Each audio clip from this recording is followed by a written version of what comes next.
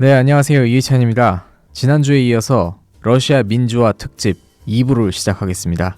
러시아 전문 팟캐스트 보드카먹은 불곰 92회 시작하겠습니다. 저희 2부에서는 러시아 야권, 시민사회, 2011년 러시아 총선, 12년 러시아 대선, 우리나라의 촛불 시위, 그리고 최근에 러시아에서 있었던 반정부 시위 등에 대해서 한번 다뤄보겠습니다. 우선 러시아 야권, 저희가 예전에도 한번 다룬 적이 있습니다. 러시아 정치 체제에 대해서 이야기하면서 러시아의 야당들을 한번 소개해드린 적이 있는데, 실제로 야권의 세력이 우리나라만큼 그렇게 강력하다라고 보기는 좀 어렵지 않습니까? 네, 특히나 이제 원래 전통적으로 굉장히 강했던 러시아 공산당이 이제 푸틴 집권 이후에 힘을 많이 잃었죠. 그때 당시 이제 푸틴의 집권을 도우면서 이제 만들어졌던 게 통합 러시아당, 이제나야 러시아. 그 당이 집권을 하고 이제 이후에 이제 초월적인 정당이 됐잖아요. 사실상 원래 당이라는 게, 정당이라는 게 각 정당들끼리도 견제를 하지만 이 행정부의 그런 것도 같이 견제를 하는 그런 기능도 있어야 되는데, 예. 거의 푸틴 집권 이후에 통합 러시아당은 이제 행정부의 소속이라고 할 수 있을 정도로 거의 예, 그런 견제의 기능을 상실한, 그와 더불어서 너무 초월적 여당이 탄생을 하다 보니까 견제 기능을 수행하지 못하고, 흔히 우리가 어용야당이라고 많이 부르는 야당의 무력화, 여당화된 야당들을 이제 어용야당화라고 하는데, 그렇게 이제 다른 당들이 변질되어 버렸고, 심지어 공산당도 이제 거의 무력화됐고, 심지어 그래서 이제 그런 것도 있었어요. 투표나 이제 이런 선거 같은 거에서 어떤 지역에 이제 몇 퍼센트 이렇게 나오잖아요. 네. 득표율 같은 게. 저런 것도 다 이제 나눠 먹기가 사전에 다 계획이 되어 있을 것이다. 어느 정도로. 거의 그렇게 이제 보기 좋게 이제 계획을 했을 것이다라는 얘기가 나올 정도로 지금의 러시아 야당은 힘을 거의 잃었죠. 되게 말을 되게 예쁘게 하시네요. 야당을 무력화가 된 게 아니라 야당이 없어요. 그건 아니라는 거 보고 아니라고 해야 되는 거고, 러시아에서 야권이라는 게 아예 존재하지 않은, 그러니까 현재로 봤을 때는 네. 야권이라는 게 존재하지 않다는 걸로 봐야 돼요.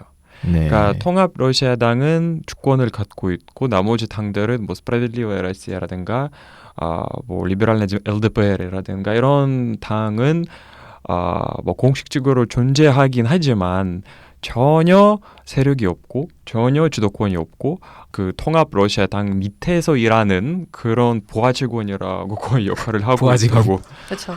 어용야당화죠, 그게. 해야 돼요. 예. 네. 그러니까 지난 대선 때도 러시아 대선을 보면은 공산당 후보가 꽤 지지율이 높았잖아요. zyuganov였죠. 네. 그걸 보면서 주변 친구들이 공산당의 표를 몰아줘야 된다. 전략적 투표를 해야 된다. 그래야 푸틴에 견제할 수 있는, 구도를 만들 수가 있다. 이런 얘기를 했는데, 실제로 그 친구들은 아마 그렇게 믿었던 것 같아요. 근데 저는 실제로 푸틴 지금 집권 시기를 보면은 이미 푸틴 1기, 2기 때 그런 야당들이 다 무너졌어요. 그래서 통합 러시아당이 거의 유일한 당으로 활동을 하면서 그 기반을 다 만들어놨기 때문에 2012년 대선 때도 사실 푸틴이 한 63점 몇 %가 나왔었고, 그때 zyuganov가 17점 몇 %로 2위를 했던 걸로 기억을 해요.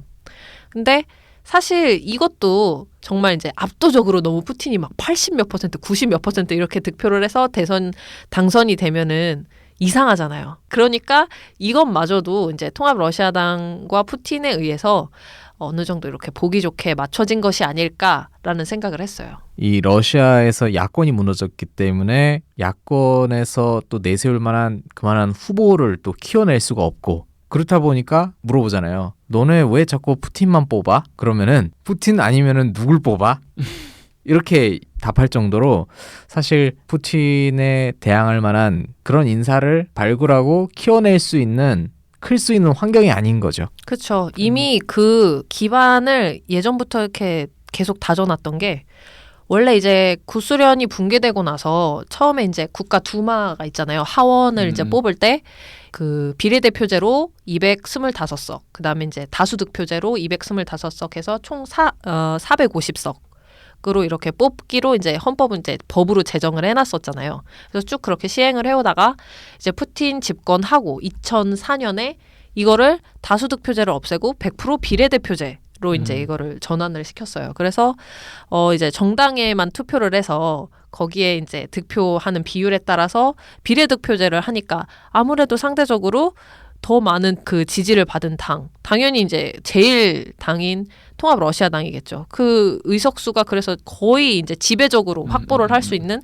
그런 기반을 다 만들어 놓음으로써 선거를 통제를 할 수 있게 됐고, 그다음에 그 정당들을 또 이제 커나가는 이제 정당들을 짓밟을 수 있는 그런 또 이제 베이스를 만들어 놓은 거고, 그렇기 때문에 푸틴에 대항할 만한 세력 혹은 대항할 만한 그 인물을 키워내기 어려운 환경으로 이제 아예 체계적으로 이걸 바꿔놓은 거죠. 그리고 우리나라에서는 그래도 지역구 기반으로 대부분 국회의원을 뽑기 때문에 국회의원이 그 지역구를 위해서 어떤 일을 했는지 또 어떤 노력을 할 것인지 이런 것들을 유세를 하잖아요. 그러니까 물론 당의 눈치도 봐야 되지만 지역구 사람들의 눈치도 봐야 된다는 거죠. 유권자들의. 그런데 비례대표제는 완벽한 비례대표제의 경우에는 당의 눈치만 보면 되는 거죠. 그리고 이게 되게 무서운 게 국가 두마에만 이게 비단 그치는 것이 아니라 지방의회에서는 원래 100% 다수득표제로 뽑았었거든요.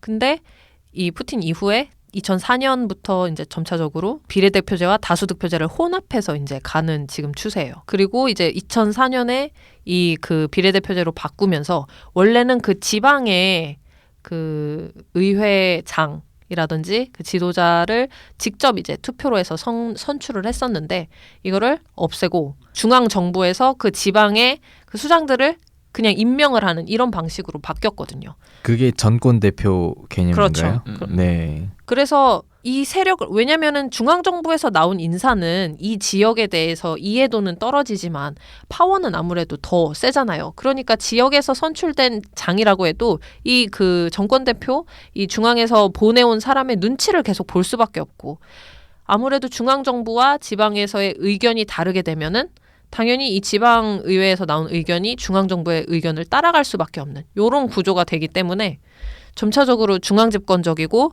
그다음에 그 단독 그 권력 중심적인 그런 형태로 계속 바뀌어가고 있는 거죠. 2011년 총선, 러시아에서 총선이 있었잖아요. 그리고 12년은 대선이 있었고, 총선에 대해서는 총선 얘기하기 전에 이제 물론 이제 정당들도 되게 중요하지만은 민주주의 그리고 민주화에 있어서는 저는 시민사회의 역할이 정말 크다고 생각을 하거든요. 물론 나중에 이제 조금 이따 얘기하겠지만 우리나라 촛불 시위 같은 것도 국민의 힘, 시민의 힘으로 이루어진 거잖아요. 그래서 성숙한 이 시민의식의 성장과 시민사회의 발전을 자꾸 이렇게 지원을 하고 국가에서 이제 민주주의의 교육 같은 거, 시민교육 같은 것도 더 활성화시키고 해야 되는데 오히려 러시아 같은 경우에는 지금 2001년 그다음에 2005년에 NGO법을 점차적으로 이제 계속 바꿨어요. 그래서 네. 그래서 NGO를 더 만들기 힘들게 하고 기존에 있던 NGO들도 이 법에 의해서 계속적으로 이제 뭐 규제를 받고 감시를 받고 활동하는데 계속 어려움을 주면서 그러니까 개악인 거죠. 개선이 아니라 법을 개악함으로써 이 시민사회의 역할을 계속 축소시키고 있거든요. 그래서 예, 전반적으로 지금 푸틴 집권 이후에 민주주의가 계속적으로 퇴보를 하고 있어서 잡혀가지 않겠죠. 그래서 이 푸틴 정권 이후에 그런 민주화에 대해서는 확실히 아래로부터의 민주주의가 지금 절실한 상황인데 현실적으로 봐서는 위에 그 집권 세력이 너무 이미 공고해졌고 강해졌기 때문에 어려운 상황이다라고 평가를 할 수 있겠네요. 그래서 이제 2011년도에 이제 총선이 있었죠. 그때 많은 분들이 이제 여러 뉴스를 접하면서 소식을 들으셨겠지만 아주 괴이한 일들이 많이 나타났어요. 네, 진짜 지방에서 여러 가지 부정투표 사례가 막 신고가 되고 이제 뭐 고발이 되고 했었는데 제가 기억하기로도 어떤 그 로스토프 주인가 아무튼 그 어떤 주에서 총 득표율을 이렇게 쭉 이렇게 표 그래프로 해가지고 뉴스에서 보도를 하는데 다 합치면은 이게 100%가 돼야 되는 거잖아요. 근데 뭐 150 몇 %가 나온 거예요. 그때는 진짜 유명한 말이 있었어요. 146%. 아, 146%였나? 146%라는 말이 지금 러시아에서는 널리 쓰는 말이고 그거는 정말 선거의 그러니까 부정선거, 선거의 조작이라는 말 대표하는 표상 같은 거잖아요. 146%. 146%였어요. 그때. 아. 예. 그래서 그거를 그 보도하는 아나운서 얼굴도 되게 황당했던 게 제가 기억이 나거든요. 그래서 어떤 식으로 또 그 당시에 부정선거가 이루어졌냐면 굉장히 다양한 방식이었는데 이제 선거를 하러 오시는 분들이 이제 나이가 많으신 분들도 많이 오시잖아요. 그러면 이제 투표를 하기 어려워 하시니까 투표를 도와드린다는 명분으로 대리 투표를 해서 이제 투표함에 넣는다든지 혹은 뭐 지워지는 잉크로 투표를 찍어서 나중에 이거를 바꿔치기를 한다든지 혹은 투표 용지를 돈을 주고 사서 그거를 이제 대신 해가지고 투표를 한다든지. 러시아에선 투표 용지가 A4 용지만큼 큰데 이거를 반으로 접어서 이렇게 넣더라고요. 그 투표하는 그 시스템 자체가 약간 그러니까 부정이라기보다 미흡하는 면이 없진 않아서 뭐 예를 들어 똑같은 사람이 그런 것도 되게 유명했잖아요. 그러니까 예를 들어서 사람 한 그룹이 한 20명이 와서 버스 타고 투표를 하고 그다음에 버스 타고 또 다른 투표소에서 가서 또 투표하고 또 다른 투표소에서 가서 그러니까 또- 그게 가능한 건가요? 사실? 가능해요. 그건 거주지 등록 때문에 그 시스템 때문에 가능하긴 해요. 그러니까 러시아에서 모든 사람들이 그러니까 거주 등록을 해야 하는데 거주 등록을 그러면 상태가 세 개죠. 그러니까 거주 등록이 있는 사람이 있고 없는 사람이 있고 임시로 된 사람이 있어요. 그렇죠. 근데 그 세 개 다 한 사람일 수도 있어요. 그 시스템 미흡으로.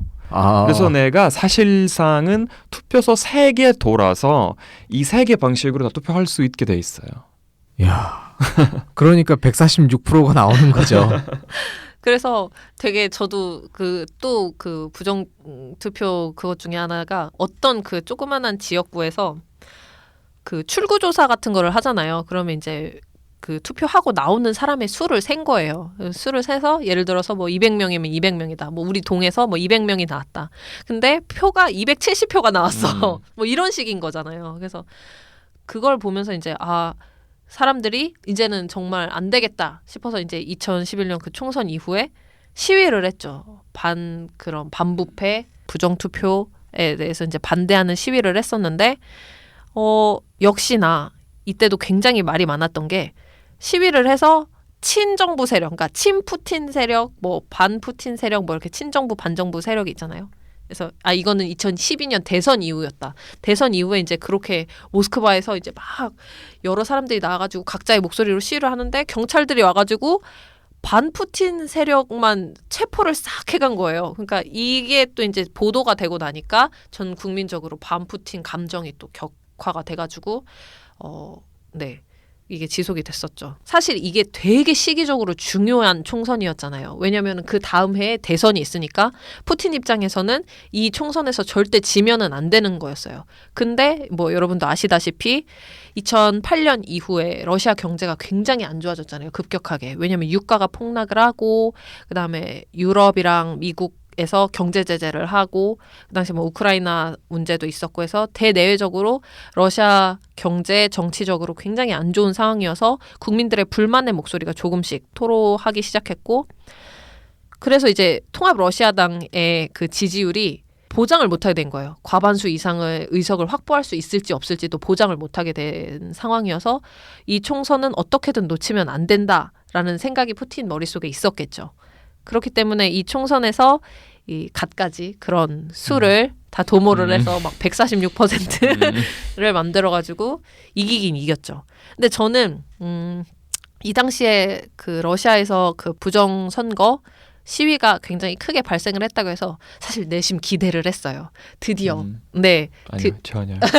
저는 기대도 안 했어요. 아니 그래도 어느 정도 일말에 뭔가 이렇게 사회 변화의 목소리가 있지 않을까. 왜냐면 그 당시 이제 러시아 경제가 조금 위태로운 시기니까 이 시기를 이제 넘어서 뭔가 이렇게 민주적인 그런 게 변화가 오지 않을까라고 했는데 역시나 그 집권 세력의 힘은 너무도 컸고 그다음에 그런 강력한 진압으로 인해서 이 흐름이 2012년 대선까지 이어지지를 못했던 거죠. 그러니까 그거는 당연히 이제는 지금도 아까 말씀하셨지만 2011년 총선이라든가 2012년 대선이 되게 생각보다 또 중요했어요. 특히 다 제가 뭐 지금 한국에 오래 있으니까 한국에 살고 있고 제 부모님 러시아에 계시잖아요. 근데 부모님이랑 이제 뭐 꼭 맨날이 아니지만 매주를 얘기를 하는데 저도 그 변화를 보고 있어요.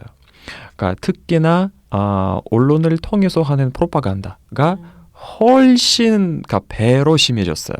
그 이후로 이제는 그러니까 반 푸틴이라든가 또는 그러니까 정부를 바꾸자는 목소리라든가 이런 거는 아주 강제로 압박하게 되었고 또는 정말 푸틴이 또는 지금 집권을 갖고 있는 사람들의 입장이 조금 논리 또는 강제로 사람에게 이제는 TV를 통해서나 뭐 언론을 통해서 이제 머릿속에서 심어주게 하는 그런 식인데 일상적인 그 진짜 쉬운 사례를 하자면 저는 이제 얼마 전에 미국에 갔다 올 일이 있었는데 가기 직전에 엄마랑 통화를 했는데 엄마가 미국에 가지 말라고.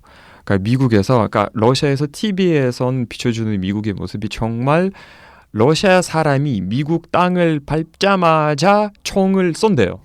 러시아 사람을 싫어한다고. 그래서 엄마가 너무 많이 걱정하셨어요. 니는 지금 미국에 가면 총을 맞게 되는데 왜 가냐. 말씀하시죠. 나 한국 사람이다.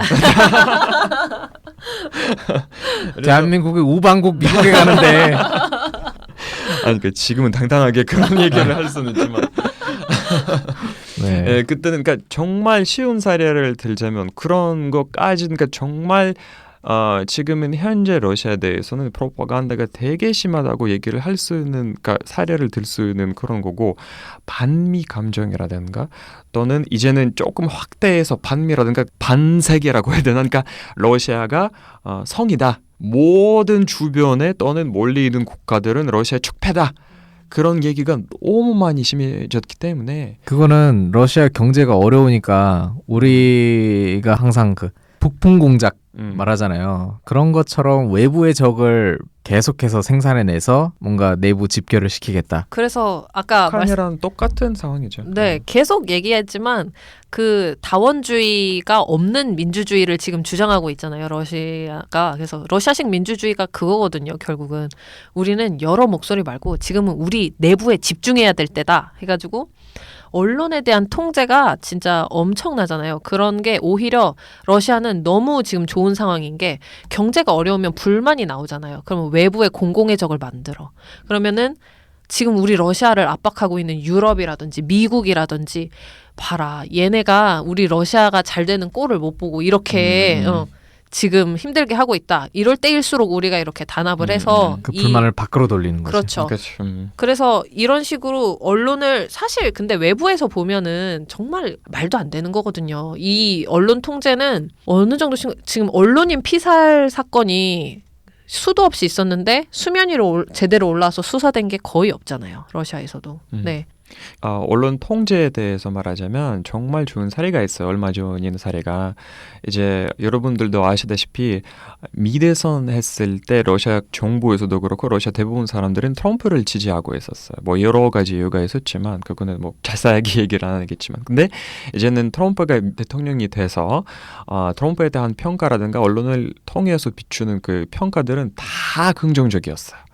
트럼프가 되면 그러니까 미러 관계가 다 좋아지겠다. 이제는 푸틴이랑 미국이랑 관계가 좋아질 거고 우리는 딜을 하면 다시 세계를 반으로 나누면서 통제를 하게 할 거다. 이런 뭘 또 얘기를 나눠? 이제 그쪽에서는 반응이 안 오잖아요. 미국에서는 트럼프가 지금 다른 일로 바쁘고 그쵸. 러시아에 대해서 별로 신경을 관심이 안 없어, 쓰는, 지금. 예, 관심이 없어지고 러시아에 대해서 신경을 안 쓰게 되는 상황인데 얼마 전에 그러니까 몇 달 전에 3월이었던가 2월이었던가 정부 제일 위층에서는 명령이 내렸대요. 언론에서 트럼프에 대해서 긍정적인 평가 금지.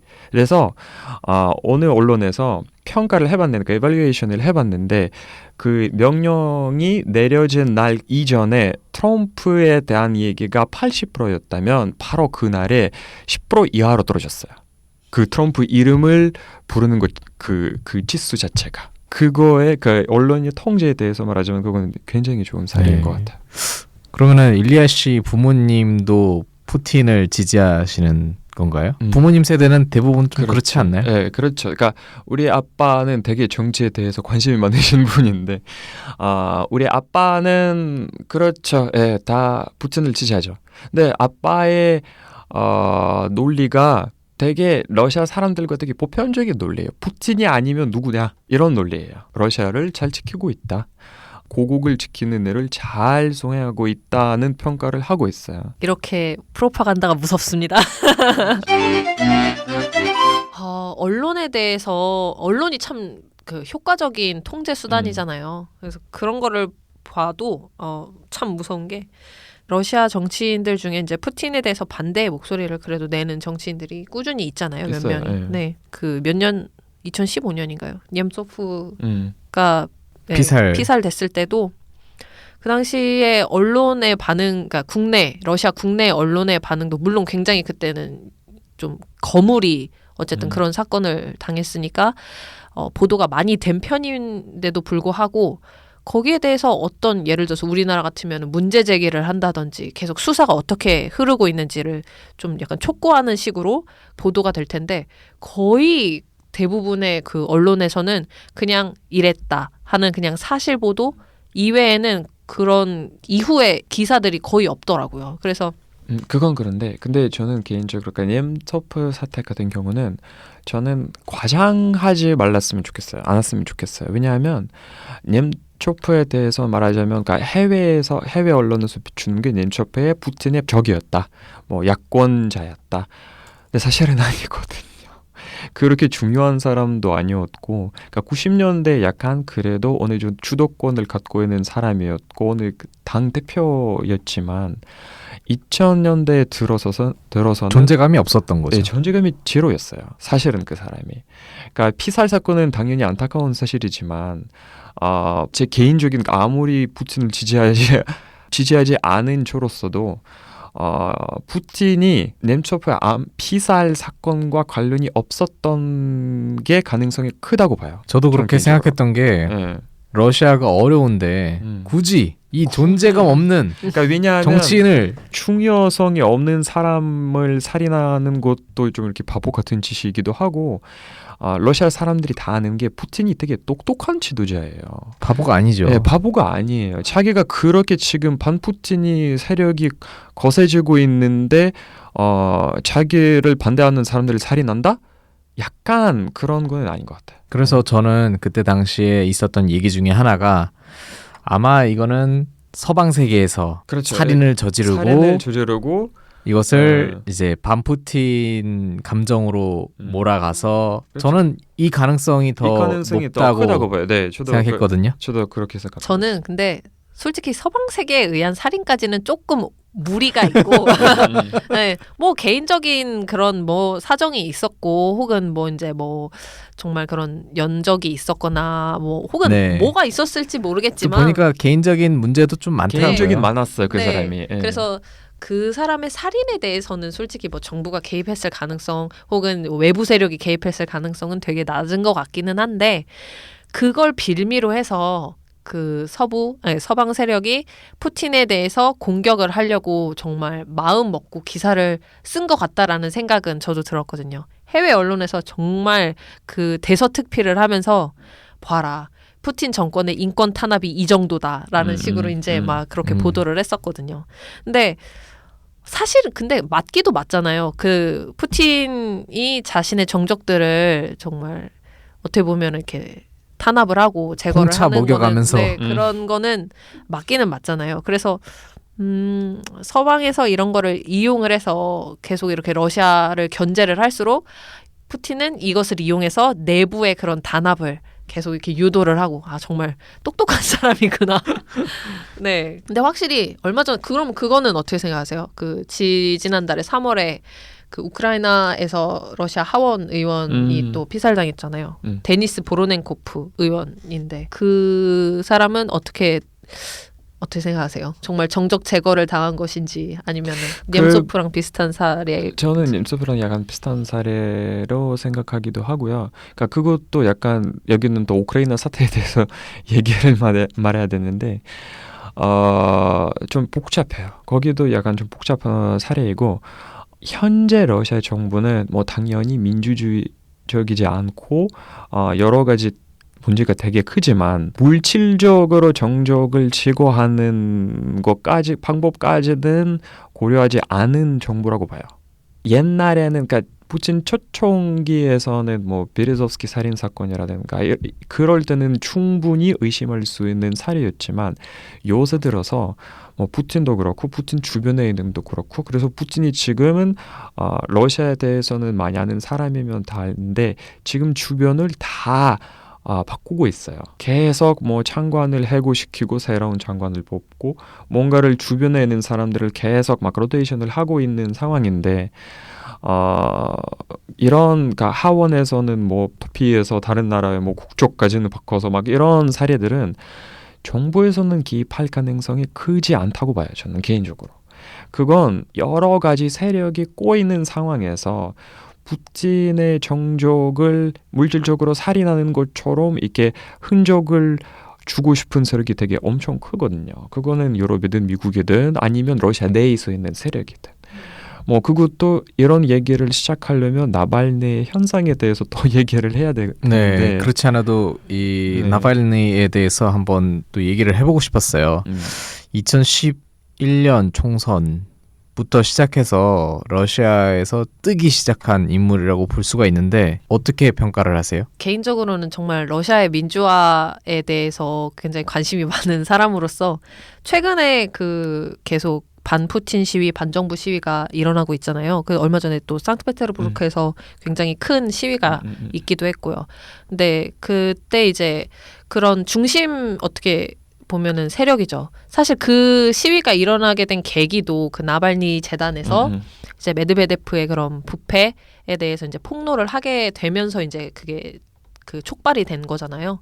그래서 그런 걸 보면은 이제 굉장히 지금 러시아의 어떻게 보면은 민주주의에 대해서 중요한 역할을 하고 있기는 하지만 모르겠어요. 그 정말 그 속에 어떤 의도를 가지고 이것을 정말 순수하게 민주화를 위해서 활동을 하는 것인지에 대해서까지는 아직 평가가 좀 그 어려운 것 같아요. 순수성까지는 잘 모르겠다. 그러니까 여기는 그러니까 나발리 찬성하는 지지하는 사람들은 뭐 나발리는 지금 뭐 부정 선거라든가 뭐 비리 사태라든가 이런 뭐 뇌물 사건이라든가 이런 거에 대해서 솔직히 밝혀서 뭐 위키릭스 같은 역할을 러시아 내에서 하고 있다라는 평가를 계속 주장하고 있는 네, 그런 반면에 사건들만 파고 다니잖아요. 그렇죠. 그러니까 그걸로부터 이제 유명해진 사람이잖아요. 네. 그러니까 블로거를 시작해서 이제 거의 정치가 수준으로 올라간 인물인데, 근데 또 반면에 이제 나발리 반대하는 사람들은 즉 정부 측은 이제 그런 거를 얘기를 계속하죠. 나발리 아내는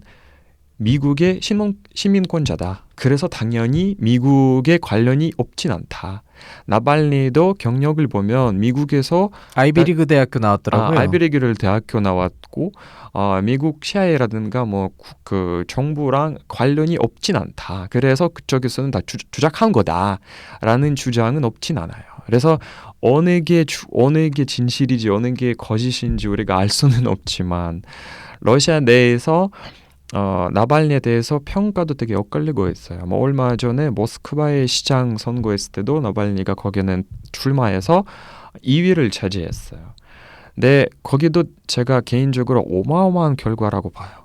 그러니까 정말 정부를 반대하는 정부랑 전혀 관련 없는 사람이 출마를 해서 2위를 하는 것 자체가 되게 어마어마한 결과라고 보고 지금도 뭐 산트페테르부르크의 시위 아니면 뭐 얼마 전에 나발리가 러시아 도시를 돌면서 그 약으로 맞은 그 사건이 몇 개 있었는데 그거 자체가 굉장히 힘들고 굉장히 필요로 하는 그런 행동이라고 보기도 해요. 예를 들어서 우리 부모님 같은 세대는 나발리에 대해서 잘 몰라요. 왜냐? TV에서 안 나오기 때문에. 그러니까 나쁘고 좋고를 떠나서 몰라 일단. 네, 일단 몰라. 그러니까 나발리를 아는 사람들은 SNS를 쓰는 젊은 층이에요. 그러니까 얼마 전에 산피테르부르크에서 시위를 보면 거의 80% 참가자 80% 이상이 다 10대였어요. 그래서 10대 시위라는 그 명칭이 붙을 만큼 굉장히 해외 언론에서도 러시아 언론에서도 약간 그런 얘기를 했는데 이제 러시아 10대도 정치에 관심이 높아졌다. 러시아 10대도 정치에 대한 뭐 참여성이라든가 뭐 뭔가를 그러니까 높아졌다. 네, 그것도 제가 아니라고 보거든요. 그러니까 SNS를 통해서 하는 정치는 우리가 지금 미국과 관련 그런 사례를 통해서 보듯이 SNS를 통해서 하는 정치는 당연히 파격이 크지만 정말 대통령 자리에 올라갈 수 있는 그런 상황이지만 사실은 빈자리다. 그러니까 SNS를 통해서 대상하는 10대인데 10대가 어쩔 때는 정치에 대해서 많이 모르기도 하고 뭔가를 이렇게 그러니까 너무 기성세대랑 젊은 세대랑 차이가 너무나도 커요. 그렇죠. 그래서 실제로 SNS 상에서의 어떤 지지를 받고 하는 부분에 있어서는 거품이 어느 정도 좀 그렇죠. 껴 코품이라고 있다고 봐야죠. 볼 수가 있죠. 네. 그래서 현재 그 나발니의 그런 인기나 나발니를 중심으로 한 러시아 전체적인 이런 상황이 전체적인 러시아 국민들의 그런 의견을 대변하는 것은 아니에요. 아니다라고 네. 보시는 거죠. 네. 근데 저 같은 경우에는 그 SNS를 중심으로 한 어쨌든 그런 정치적인 변화가 일어나고 있잖아요. 근데 이게 굉장히 뭐 실제와는 많이 다르다라고 말씀을 하셨지만 저는 이게 굉장히 아주 중요한 기폭제 역할을 지금 할 것이라고 되게 중요한 역할을 할 것이라고 저는 기대를 하고 있거든요. 실제로 뭐 우리나라 같은 경우에는 워낙 스마트폰 보급률이 높고 정말 남녀노소 물론 아주 이제 나이가 많이 드신 분들의 그런 SNS 접근성은 좀 떨어지지만 그래도 남녀노소가 누구나 SNS를 다 지금 사용을 하고 있고 그다음에 정보에 대한 그런 접근성도 되게 좋은 편이잖아요.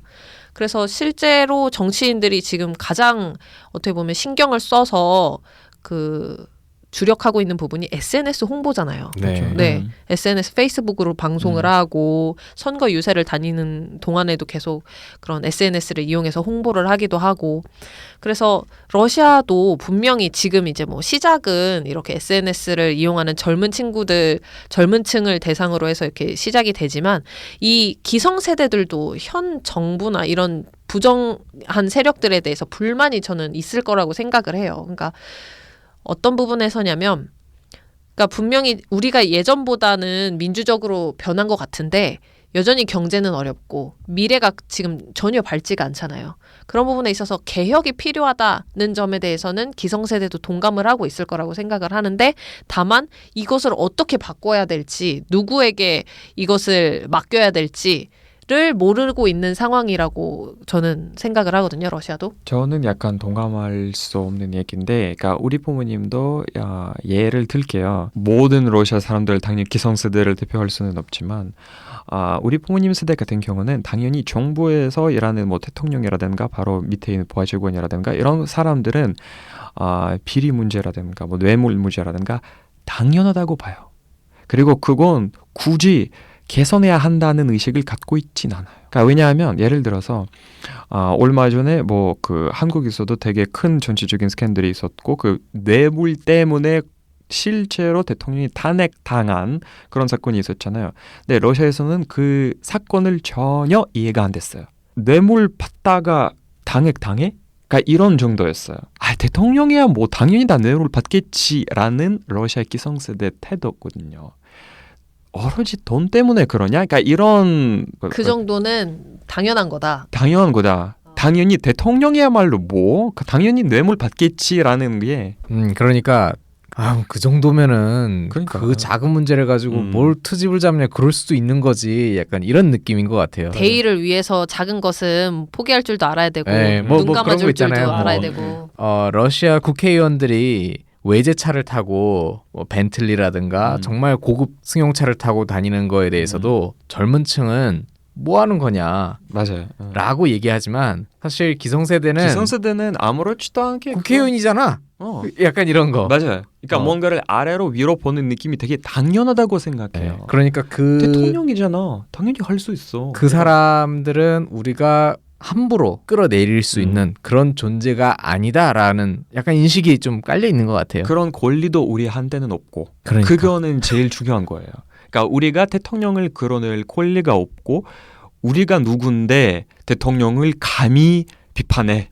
사실 러시아 헌법을 봐도 모든 권력은 국민으로부터 나온다라고 써 있지만 참 이것도 뭐 문화적인 얘기할 수도 있고 러시아 사람들이 특히 기성세대는 젊은 세대는 당연히 다르지만 기성세대는 그렇게 생각하는 게 당연해요. 그러니까 권력에 대한 도전은 네. 좀 부정적인 거죠. 그렇죠. 그 아무래도 그런 것 같아요. 강력한 지도자, 짜르 막 거의 이 정도 급의 우리를 강하게 이끌어줄 그런 사람 마초를 원하는 거죠. 네. 네, 그렇죠. 그게 이상적이라고 생각을 하는 것 같아요. 저는 그래서 그것도 되게 놀랐었던 게 왜 저번에 세금 탈루 의혹에서 메시나 막 이렇게 그 리스트가 이렇게 왜 쫙 발표가 됐는데 그때 막 푸틴 대통령도 있었고 러시아의 되게 유명한 정재계 사람들 다 그 리스트에 이름이 올랐는데 유럽에서는 막 발칵 난리가 났는데 러시아 국내에서 너무 잠잠한 거예요. 그래서 아무렇지도 않으니까요.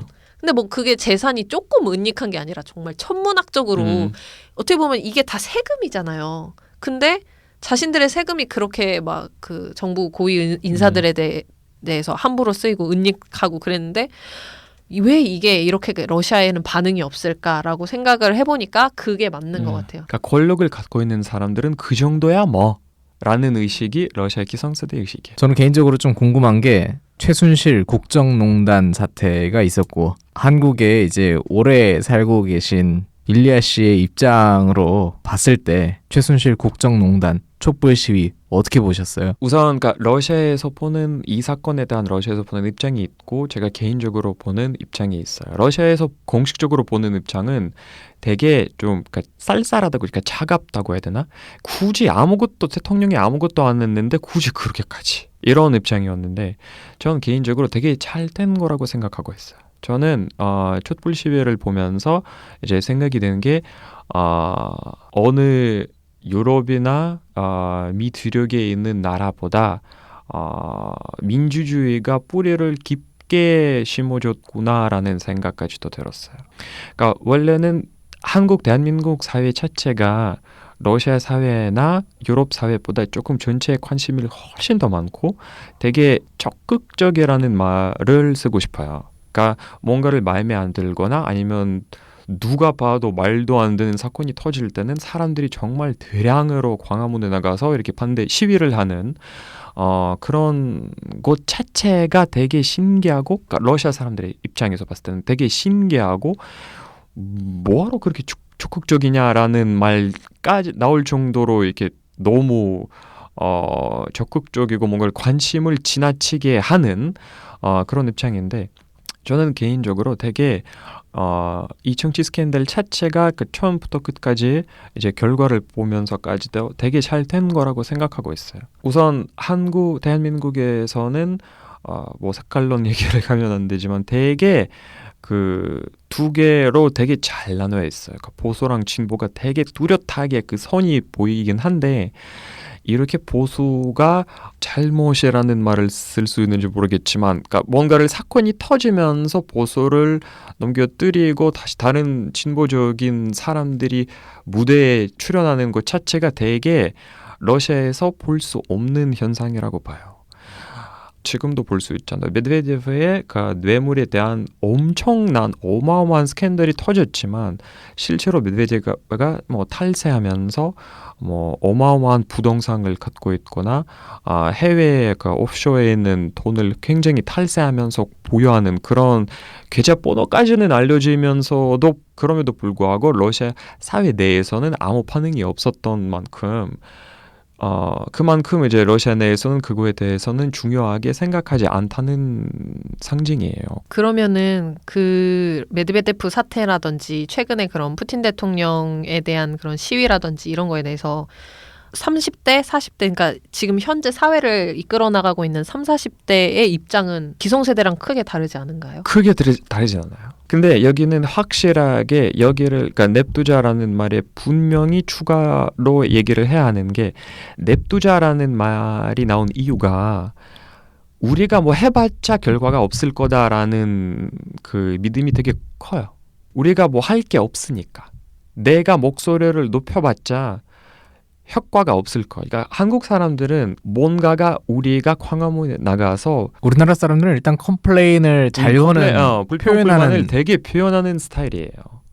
그러니까 결과가 있든 없든 간에 일단은 불평불만을 털어놓고 또 분노가 돼서 이제 이렇게까지 됐는데 러시아에서는 그건 전혀 있을 수 없는 일이라고 생각해요. 저는. 그래서 러시아 사람들이 좀 그런 일종의 패배주의에 좀 사로잡혀 있지 않는가 그런 생각도 들거든요. 그러니까 에타라시아 하면서 그냥 손을 놔버리는 거지. 근데 저는 그 점에서도 참 지금 들으면서도 되게 재밌었던 게 저는 한 번도 한국 사람들이 불만을 표출하는 데 익숙하거나 잘한다고 생각하지 않았거든요. 제가 그러니까 뭐 많은 나라를 가본 건 아니지만 특히나 유럽에 있을 때는 와, 이 사람들은 자기의 권리를 정말 잘 주장하는구나.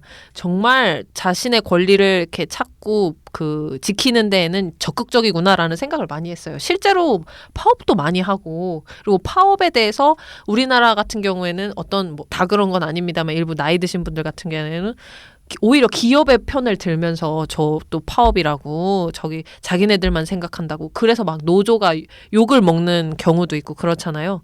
그래서 그런 점에 있어서 한국 사회는 아직까지 자기 목소리를 내는데 굉장히 주저하구나. 아직은 많이 받아들여지지 못하는구나라고 생각을 하는 입장인데 러시아를 보니까 갑자기 그거는 상대적인 그렇죠. 그거는 일단 다 상대적인 평가고 네. 그러니까 한국 사람 입장에서는 그 목소리를 못 내는 분위기인 것 같기도 한데 러시아 사람 입장에서는 전혀 아니에요. 굉장히 자기 목소리를 높게 들리게 할 수 있게끔 하고 지금도 이거 탄핵 사건을 보니까 제가 아는 모든 이런 사건 중에서도 굉장히 합법적이고 굉장히 질서 있는 탄핵이라고 얘기를 할 수 있어요. 그러니까 저는 사실은 그렇게 질서 있게 실시된 탄핵을 본 적 없어요. 전 개인적으로.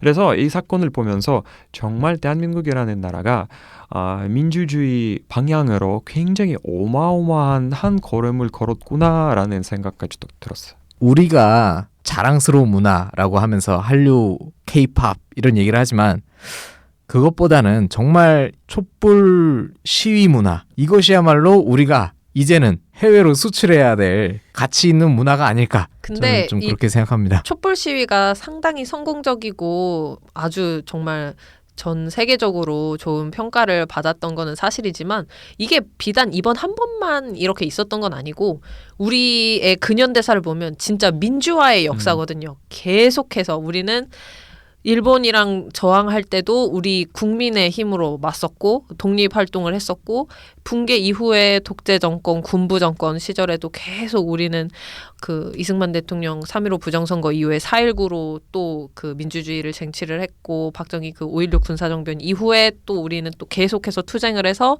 지금의 이제 민주주의까지 계속해서 우리는 그 민주화의 역사인데 사실 전 세계에 그렇게 많이 알려지지 않았다 뿐이지 우리의 그 내재된 DNA까지는 좀 과하지만 어쨌든 그런 경험에는 이미 민주화가 익숙하다. 우리는 그런 민주화 운동이 투쟁의 그렇죠. 그 DNA가 좀 있네요. 네네네. 전 그렇게 생각을 하고요.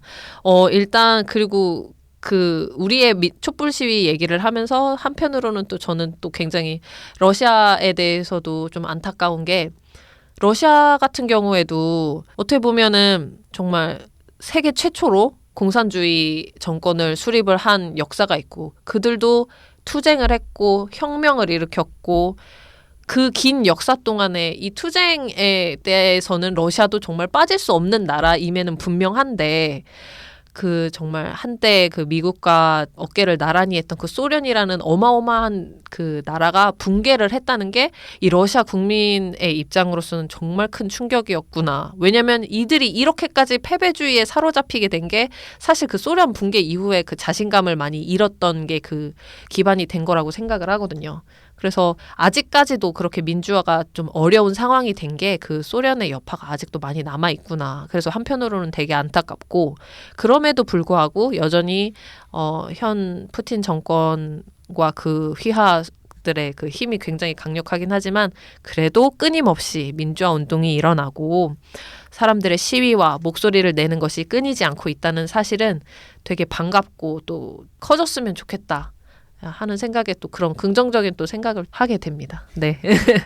일리아 씨는 올해부터 투표 가능하세요? 네, 올해부터는 투표 가능합니다. 아, 그러면은 대통령 선거도 투표를 하실 수가 있는 거예요? 그렇죠. 예, 지금은 우리 이 팟캐스트를 녹음하는 기준으로 다음 주 화요일에 우리 대선이 있을 거고 제가 자기 권리를 하려고 합니다. 박수 한번 주세요.